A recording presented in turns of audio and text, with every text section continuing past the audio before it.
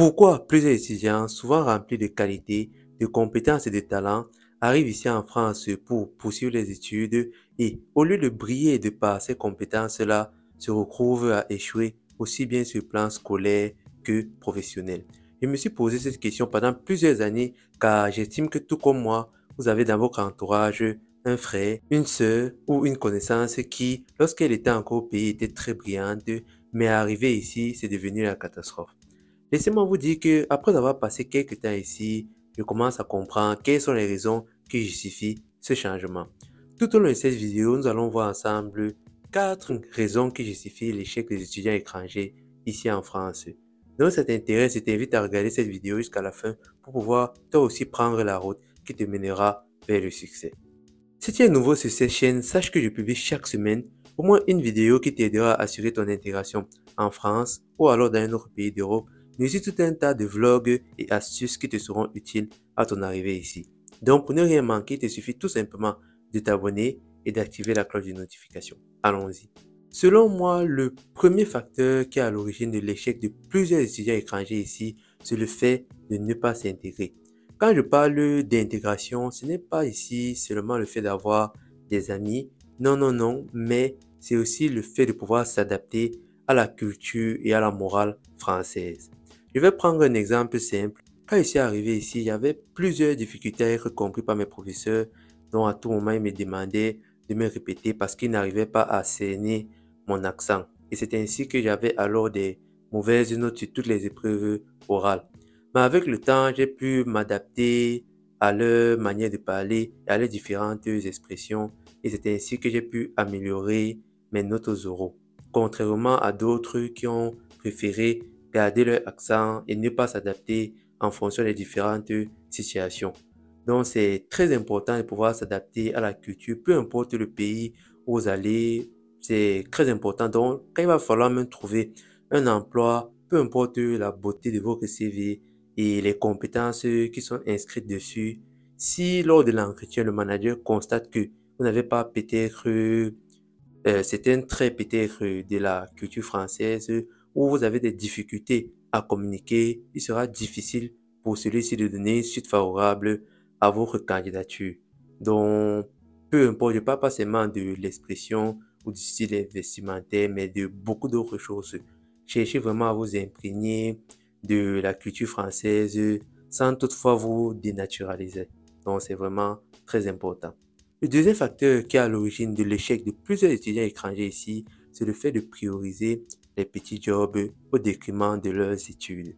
Ça, c'est un constat que j'ai pu faire personnellement arriver ici. Plusieurs étudiants, lorsqu'ils arrivent ici pour poursuivre les études, ils commencent à gagner un peu d'argent à l'aide de leur job étudiant et commencent à abandonner progressivement leurs études, alors qu'en poursuivant ces études-là, ceux-ci ont plus de chances d'avoir un travail mieux rémunérés, avec des meilleures conditions et seront plus valorisés sur le marché du travail avec des diplômes que quelqu'un qui n'en a pas. C'est vrai que à première vue, ça paraît bien de gagner de l'argent directement après l'obtention de son bac, mais si on essaie d'avoir une vision sur le long terme, on va voir qu'il serait plus judicieux de poursuivre ses études jusqu'à un certain niveau de telle manière que lorsque vous allez déposer votre candidature, ça ne sera pas pour des postes à responsabilité, comment dire, élémentaire où on peut vous remplacer. Simplement, ça sera pour des postes avec des responsabilités assez élevées.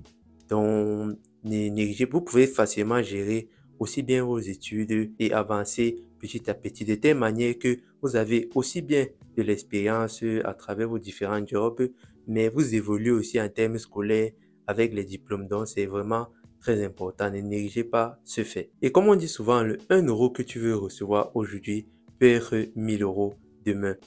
On va passer au troisième facteur, celui qui semble pour moi très déterminant, c'est le manque d'ambition des étudiants étrangers. Ça, c'est un constat que j'ai pu faire. Plusieurs étudiants, lorsqu'ils arrivent ici, ils ont atteint leurs objectifs. Donc, ils se contentent juste à traverser les étapes de la vie sans se projeter dans l'avenir ou sans même se poser la question qu'est-ce qu'ils peuvent changer ou apporter dans ce pays rempli d'opportunités qu'est la France. D'autres vont même jusqu'à ne pas prévoir leurs après-études alors que c'est une question fondamentale que chaque étudiant se doit d'apporter une réponse. Comme on dit souvent, dans la vie, il ne faut pas fréquenter pour fréquenter. Moi, par exemple, je fais des études dans les sciences économiques pour développer des compétences et aptitudes qui m'aideront à devenir un grand homme d'affaires demain. Donc, j'encourage les études, mais j'encourage les études orientées vers un objectif précis. On va terminer par le quatrième facteur, celui qui me semble également très déterminant, c'est le manque d'orientation scolaire et morale des étudiants étrangers. Quand je parle de manque d'orientation scolaire ici, c'est la connaissance des filières, de leurs débouchés, mais aussi des meilleures universités. Comme vous allez pouvoir le constater, ici en France, l'université dans laquelle vous avez pu avoir votre licence ou votre master va beaucoup déterminer dans vos possibilités d'emploi. Donc, c'est un facteur à ne pas négliger. Et quand je parle ici d'orientation morale, il faut savoir que les étudiants étrangers ici, lorsqu'ils arrivent, ils sont complètement seuls. Ils n'ont pas de personne qui va leur donner des bons conseils et c'est plus facile pour eux de tomber dans les différents pièges de la vie. Je connais beaucoup de personnes qui sont obligées dans des situations compliquées parce qu'ils n'avaient pas une personne à côté d'eux pour leur dire quoi faire. Donc, c'est un facteur aussi très important. Mais en ce qui concerne l'orientation scolaire, il y a une solution ici qui n'est pas très connue de tout le monde. C'est le service d'orientation de votre établissement. Lorsque vous vous retrouvez peut-être dans une filière, vous projetez pas en fait, vous pouvez tout simplement vous diriger vers le service d'orientation de votre établissement qui, en fonction de vos aptitudes et vos rêves, pourront vous diriger vers une filière qui colle avec vos objectifs. Donc, c'est très important de faire ça. Et comme ça, là, vous n'avancez pas dans le vide et vous n'allez pas perdre du temps. On a terminé pour aujourd'hui. Si cette vidéo vous a paru utile, n'oubliez pas de lâcher un pouce et surtout, don't forget to subscribe to my channel. À la semaine prochaine pour une nouvelle vidéo.